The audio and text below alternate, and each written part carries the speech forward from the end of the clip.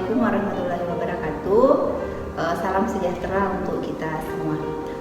Baik, perkenalkan nama saya Nurlina. Saya adalah salah satu dosen tetap pada program studi S1 Keperawatan Stikes Pandita Sada Bulukumba. Saya bekerja di kampus ini sejak tahun 2010 sampai sekarang. Saya sebagai dosen prodi S1 Keperawatan. Mata kuliah yang saya ajarkan diantaranya adalah mata kuliah keperawatan jiwa, kemudian mata kuliah manajemen keperawatan, dan mata kuliah komunikasi dalam keperawatan. Beberapa mata kuliah tersebut yang saya sebutkan tadi itu terbagi dalam semester gasal maupun semester genap pada setiap tahun akademik prodi S1 keperawatan. Salah satu mata kuliah yang menjadi fokus saya adalah mata kuliah keperawatan jiwa 1 dan jiwa 2. Berikut ini saya akan memaparkan mata kuliah yang saya ampuh, yaitu keperawatan jiwa 1, di mana mata kuliah ini berada di semester 4 dengan bobot 3 SKS yang terdiri dari 2 SKS teori dan 1 SKS praktek di laboratorium. Mata kuliah ini mempelajari tentang konsep-konsep dan prinsip-prinsip serta tren dan isu dalam keperawatan jiwa. Dalam mata kuliah ini juga dibahas tentang klien sebagai sistem yang adaptif dalam rentang respon sehat jiwa sampai gangguan jiwa, psikodinamika, terjadinya masalah kesehatan keperawatan jiwa yang umumnya di Indonesia. Adapun capaian pembelajaran pada mata kuliah ini adalah yang pertama, mahasiswa mampu menganalisis sejarah keperawatan jiwa, tren isu dalam keperawatan jiwa secara global. Kemudian yang kedua, mahasiswa mampu menganalisis konseptual tentang stres. Yang ketiga, mahasiswa mampu menganalisis konseptual model dalam keperawatan jiwa, termasuk prevensi primer, sekunder, dan tersier. Kemudian mahasiswa mampu menganalisis proses terjadinya gangguan jiwa dalam perspektif keperawatan jiwa. Mahasiswa mampu menganalisis peran dan fungsi perawat jiwa dan kolaborasi interdisiplin dalam kesehatan dan keperawatan jiwa. Kemudian mahasiswa mampu menerapkan proses keperawatan jiwa, prinsip-prinsip legal etis dan lintas budaya dalam asuhan keperawatan jiwa, dan mahasiswa mampu menganalisis pelayanan keperawatan jiwa pada situasi bencana, serta mahasiswa mampu melakukan simulasi asuhan keperawatan sehat jiwa sepanjang rentan kehidupan ibu hamil, bayi, toddler, prasekolah, usia sekolah, remaja, dewasa, sampai lansia. Kemudian mahasiswa juga mampu di sini melakukan simulasi asuhan keperawatan klien dengan masalah psikososial, misalnya kecemasan, gangguan konsep diri, kehilangan, ketidakberdayaan, keputusasaan, dan distres spiritual. Ya, jadi untuk mencapai kompetensi tersebut, mahasiswa akan belajar dalam beberapa topik yang telah dibagi dalam 16 kali pertemuan. Jadi di sini juga saya menggunakan beberapa referensi ya dalam mata kuliah keperawatan jiwa 1. Kemudian ada juga beberapa tambahan referensi pendukung, misalnya jurnal, kemudian artikel ilmiah, dan video pembelajaran lainnya. Kemudian adapun metode ya pembelajaran yang saya berikan di sini meliputi ceramah, diskusi, pemberian tugas, ya, jurnal, kemudian presentasi.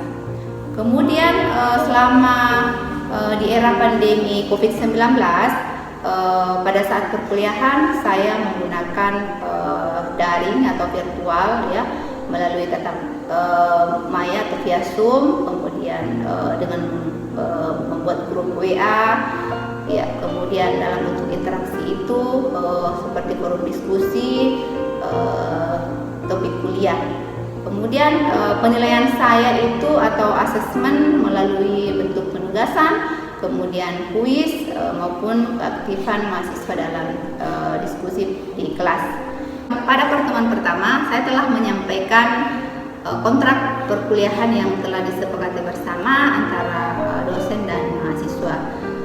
Di dalamnya itu memuat komponen penilaian, sehingga sejak awal itu mahasiswa sudah tahu, ya, jadi kita juga sebagai dosen transparan terkait penilaian yang diberikan. Jadi di sini terdiri dari 4 komponen yang kami nilai, diantaranya itu kehadiran atau soft skill itu 20%, kemudian UTS itu 20%, UAS 30%, dan praktikum 30%.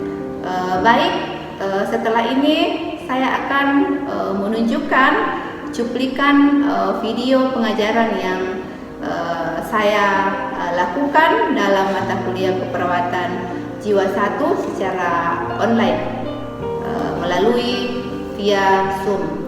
Selamat menyaksikan dan terima kasih. Assalamualaikum warahmatullahi wabarakatuh. Assalamualaikum warahmatullahi wabarakatuh. Waalaikumsalam warahmatullahi wabarakatuh. Waalaikumsalam warahmatullahi wabarakatuh.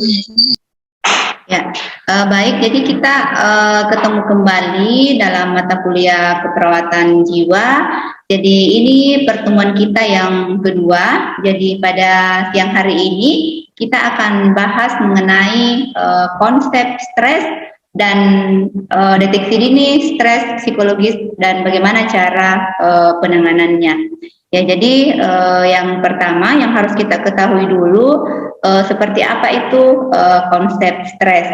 Ya, jadi adik-adik mungkin pernah membaca atau pernah mendengar apa itu stres. Tapi sebelum kita lebih jauh menjelaskan apa itu stres, kita akan membahas dulu mengenai konsep sehat dan sakit.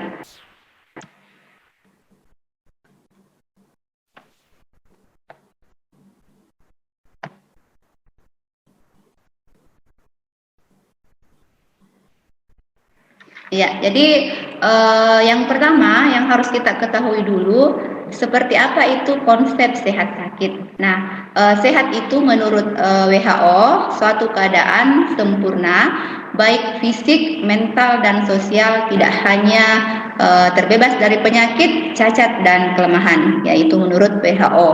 Ya, kemudian sehat juga diartikan sebagai suatu keadaan, ya, keseimbangan yang dinamis antara bentuk tubuh dan fungsinya yang dapat mengadakan penyesuaian sehingga tubuh dapat mengatasi gangguan dari luar, itu menurut Parkins. Ya, kemudian di sini juga didefinisikan apa itu sakit. Ya, jadi sakit itu merupakan suatu keadaan yang tidak menyenangkan yang menimpa seseorang sehingga dapat menimbulkan gangguan, ya, aktivitas sehari-hari dari jasmani, rohani dan sosial. Ya, kemudian kita satukan, ya, definisi keadaan sehat sakit itu didefinisikan suatu keadaan penyesuaian terhadap situasi yang timbul dan merupakan ekspresi keberhasilan atau kegagalan dalam manusia dalam mempertahankan keseimbangan tubuhnya. Ya, jadi di sini juga kita akan jelaskan seperti apa perubahan psikologis sakit. Ya, jadi yang muncul tanda dan gejala seperti rasa takut, ya, kemudian minat berkurang, kemudian regresi dan emosi labil. Ya, mungkin perubahan-perubahan psikologis sakit yang Ibu jelaskan tadi ini adik-adik pernah mengalaminya, ya, yang namanya rasa takut pasti ada yang pernah mengalami, kemudian minat berkurang, ya, misalnya yang dahulunya mungkin adik-adik rajin belajar, tapi setelah ada masalah atau adik-adik sedang sakit, jadi itu penurunan yang dilakukan itu berkurang atau adik-adik minatnya menjadi berkurang. Ya, kemudian emosi labil. Nah, emosi labil di sini kadang marah, kemudian kadang menangis, kemudian kadang pula tertawa. Ya, jadi seperti itu contohnya. Ya, kemudian kita masuk ke apa itu stres. Ya, mungkin adik-adik ada yang pernah mengalami yang namanya stres. Jadi stres di sini didefinisikan suatu respon tubuh yang tidak spesifik terhadap setiap kebutuhan tubuh yang terganggu. Kemudian stres juga di sini didefinisikan suatu kejadian keseharian atau kehidupan yang tidak dapat dihindari. Kemudian menurut Kossir, stres diartikan suatu fenomena universal dan setiap orang akan mengalaminya. Ya, nah ini saya akan jelaskan ya penyebab dari stres ya berdasarkan tanda panah ya. Jadi yang pertama itu stresor itu sendiri. Nah, stresor itu sendiri bisa mempengaruhi individu sehingga menyebabkan yang namanya stres. Nah, kalau misalnya muncul gejala stres ya, jadi tentunya pada individu itu akan mengalami kecemasan. Nah, kecemasan ini terbagi-bagi lagi ya, ada yang ringan, sedang, berat, bahkan sampai panik. Nah, kecemasan ini bisa mempengaruhi pola coping pada individu itu. Ya, seperti inilah proses dari stres bisa mempengaruhi individu. Oke, kemudian stres ini berasal dari lingkungan rumah, ya, kemudian bisa juga didapatkan dari tempat kerja, kemudian bisa juga didapatkan dari lingkungan sekolah. Ya, kemudian untuk stres di sini muncul ada dua reaksi, ya, ada reaksi positif dan ada reaksi negatif. Nah, reaksi positif di sini dari stres, contohnya, ya, memotivasi orang untuk berusaha lebih keras dan lebih baik lagi. Kemudian reaksi yang negatifnya itu berupa dapat menimbulkan gangguan dalam kehidupan sehari-hari, ya, seperti itu. Terus ya, di sini ada tanda-tanda umum stres yang sifatnya negatif. Ya, mungkin dari tanda-tanda yang akan saya jelaskan ini mungkin ada di antara adik-adik yang pernah merasakan. Ya, di antaranya itu gelisah, ya, kemudian muka kelihatan pucat, kemudian jantung berdebar-debar. Kemudian selain itu tanda-tanda umum stres lainnya yang sifatnya negatif, mudah tersinggung, kemudian sulit tidur, ya, atau tidak nyenyak tidurnya, kemudian dari segi konsentrasi sulit, kemudian nafsu makan berkurang, bisa saja ya ada pada individu makannya berlebih, ya. Kemudian ada keluhan seperti sakit kepala, kemudian sakit mah, ya, kemudian keringat yang berlebihan seperti itu. Ya, terus stres di sini kalau dia menumpuk, ya, jadi bisa menimbulkan gangguan kesehatan fisik maupun jiwa. Nah, dikatakan di sini setiap orang memiliki batas kritis dalam menghadapi suatu stres dan berbeda dari waktu ke waktu tergantung dari biopsikososial dari individu itu. Ya, kemudian di sini juga kita akan membahas mengenai kecemasan. Ya, jadi dikatakan di sini kecemasan itu dapat dialami oleh siapa saja, ya, atau dapat dialami oleh semua orang. Ya, jadi di sini gejala otonominya bisa nyeri kepala, kemudian berkeringat berlebih, ya, kemudian terasa berat di dada, kemudian tidak nyaman pada daerah perut dan kegelisahan. Ya, kemudian cemas juga di sini disertai dengan rasa takut, ya, kemudian respon terhadap ancaman yang tidak diketahui, kemudian stres juga di sini diartikan suatu kejadian dianggap stressful, ya, bergantung pada sifat alami kejadian tersebut dan pada kemampuan pertahanan psikologis dan mekanisme coping seseorang. Ya, terus, nah ini, jadi stres ini bisa mengarah ke tahap depresi, ya, apabila individu itu tidak ada pola copingnya, ya, jadi bisa sampai ke tahap depresi. Nah, tahap depresi di sini dibagi menjadi 3 teori, ada namanya teori psikososial, kemudian teori psikodinamika, dan teori kognitif atau perilaku. Ya, jadi depresi ini ditandai dengan gangguan alam, ya, atau perasaan mood, ditandai dengan kemurungan, kemudian dari individu itu memperlihatkan kesedihan yang mendalam, ya, dan meresap sehingga kehilangan kegairahan hidup. Ya, kemudian gejalanya, ya, sedih, kemudian self esteem menurun, ya, kemudian putus asa, kemudian individunya merasa tidak berguna, kemudian ada gangguan tidur sehingga atau bisa menyebabkan berat badan menurun. Ya, jadi sekarang, ya, yang perlu kita perhatikan di sini, bagaimana cara kita, ya, mendeteksi dini gejala-gejala stres yang kita alami atau yang biasa muncul pada diri kita. Ya, jadi salah satunya di sini dengan menggunakan DAS 42. Nah, DAS 42 di sini ada beberapa pertanyaan, ya. Jadi di sini ada 42 item pertanyaan. Nah, DAS 42 di sini Ibu pernah gunakan, ya, di penelitian Ibu dengan judul pemberian ini pada responden yang yang ada di lapas, ya, yang ada di lapas Bulukumba, ya. Jadi Ibu pernah melakukan penelitian melihat stres pada narapidana, ya, bagaimana tingkat stres pada narapidana dengan menggunakan penilaian ini DAS 42. Ya, bagaimana cara mengontrol stres?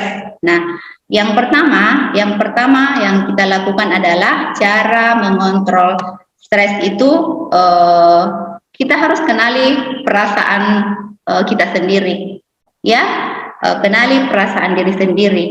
Apakah misalnya, ya, apakah saat ini saya marah, apakah saat ini saya sedih, apakah saya merasa takut, cemas, iri, senang, ya. Jadi situasi yang Ibu sebutkan tadi ini biasa terjadi dalam berbagai situasi, ya, misalnya kayak marah, sedih, takut, cemas, iri, senang. Jadi kita harus kenali perasaan tak dulu. Kemudian yang kedua, mencoba untuk mengerti. Nah, maksudnya di sini kalau kita berada pada perasaan marah, sedih, kita bertanya dalam hati, apa kira-kira yang menyebabkan saya seperti itu? Ya, apa yang menyebabkan perasaan saya tersebut sehingga bisa marah, takut, cemas, iri pada orang lain, ya, seperti itu. Kemudian yang ketiga, perhatikan. Nah, apa yang dilakukan oleh orang lain dan diri sendiri ketika timbul perasaan tersebut. Ya. Terus yang keempat, sadari kemampuan dan keterbatasan. Nah, sadari kemampuan dan keterbatasan di sini dalam menghadapi situasi tersebut dan bersikap rasional. Kemudian yang kelima, kenali cara Anda dalam mengatasi perasaan dan masalah. Misalnya, ketika kita marah, ya, tanyakan kepada diri Anda, itu tadi yang saya bilangnya di awal, kenapa saya marah, kepada siapa saya marah, kemudian apa yang biasa saya lakukan ketika marah, ya, apa yang saya dapatkan saat marah, ya, dan apa yang bisa saya lakukan untuk dapat mengatasi rasa marah, ya. Jadi kita harus kenali, ya, cara bagaimana dalam mengatasi perasaan marah apabila mendapatkan suatu masalah. Ya, kemudian yang keenam, pelajari cara baru. Nah, cara yang dapat memuaskan dan memenuhi kebutuhan Anda dalam mengatasi perasaan Anda tanpa merugikan diri sendiri dan orang lain. Ya, kemudian yang ketujuh, rencanakan. Nah, buat perencanaan yang sifatnya positif untuk mengatasi perasaan ini selangkah demi selangkah. Jadi bertahap di sini.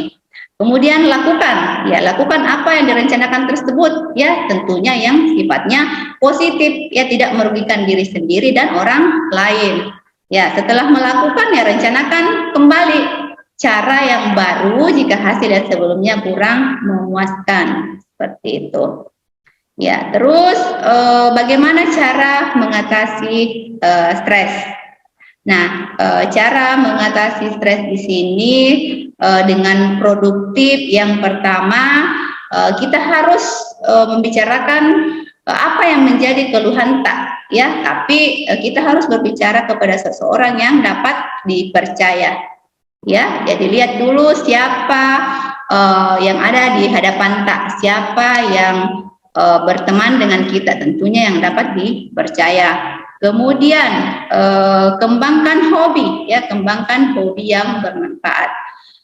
Terus jadi hobi ini pada setiap individu saya kira berbeda-beda, ya. Jadi apa yang menjadi hobi adik-adik itu kita kembangkan. Kemudian melakukan kegiatan yang sesuai dengan minat dan kemampuan. Terus meningkatkan ibadah dan mendekatkan diri pada Tuhan Yang Maha Esa. Yaitu kemudian berpikir positif. Nah, ini salah satunya harus berpikir positif. Kemudian tenangkan pikiran dengan relaksasi, baik itu dengan membaca, ya, atau melakukan teknik relaksasi napas dalam. Kemudian jagalah kesehatan dengan olahraga atau aktivitas fisik secara teratur, tidur yang cukup, kemudian makan makanan bergizi yang seimbang, kemudian terapkan perilaku bersih dan sehat. Ya, kemudian ini ya cara mengelola stres. Nah, di sini dengan melakukan teknik relaksasi. Jadi coba kita perhatikan di gambar. Jadi gambar yang pertama itu, ya, duduk dengan posisi santai dan nyaman. Kemudian bayangkan apa hal-hal yang menyenangkan sambil memejamkan kedua mata. Ya, kita membayangkan hal-hal apa yang membuat kita bahagia, hal-hal apa yang membuat bisa menyenangkan diri kita, seperti itu dengan menutup kedua mata. Ya, kemudian yang kedua, selalu mensyukuri nikmat dari Tuhan Yang Maha Esa serta ikhlas dan sabar. Ya, saya yakin kalau adik-adik menanamkan rasa bersyukur, kemudian ikhlas dan sabar, insya Allah, ya, adik-adik akan menjauh dari yang namanya stres. Ya, kemudian yang ketiga, kita tarik nafas dari hidung, ya, kemudian tahan 3 hitungan, lalu kita hembuskan, ya, kita hembuskan nafas dari mulut, kemudian sambil membayangkan seolah-olah beban pikiran itu sudah dilepaskan. Nah, ini dilakukan selama 3 kali, ya, seperti itu. Kemudian dari beberapa yang saya jelaskan tadi atau yang saya sebutkan tadi, ini juga ada beberapa cara mengatasi stres, ya, dengan cara hipnotis 5 jari, ya, dengan cara hipnotis 5 jari.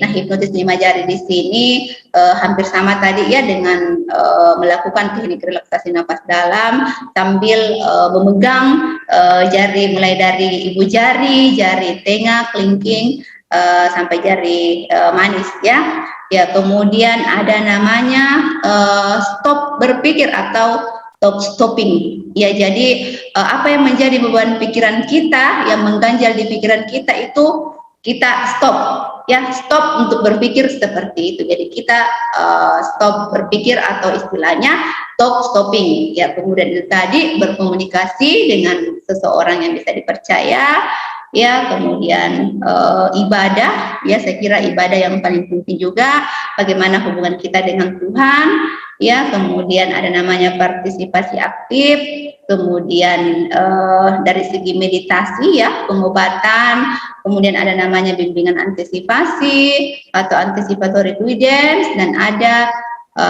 namanya imajinasi terpimpin atau guided imagery. Ya, saya kira itu konsep stres ya yang saya bawakan pada siang hari ini.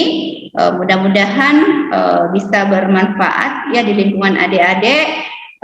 Jadi untuk pertemuan berikutnya kita akan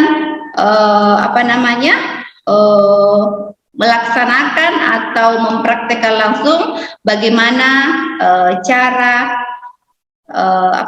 teknik relaksasi ya seperti yang Ibu jelaskan tadi. Kemudian kita juga akan praktekkan seperti apa itu hipnotis 5 jari dan top stopping atau stop berpikir.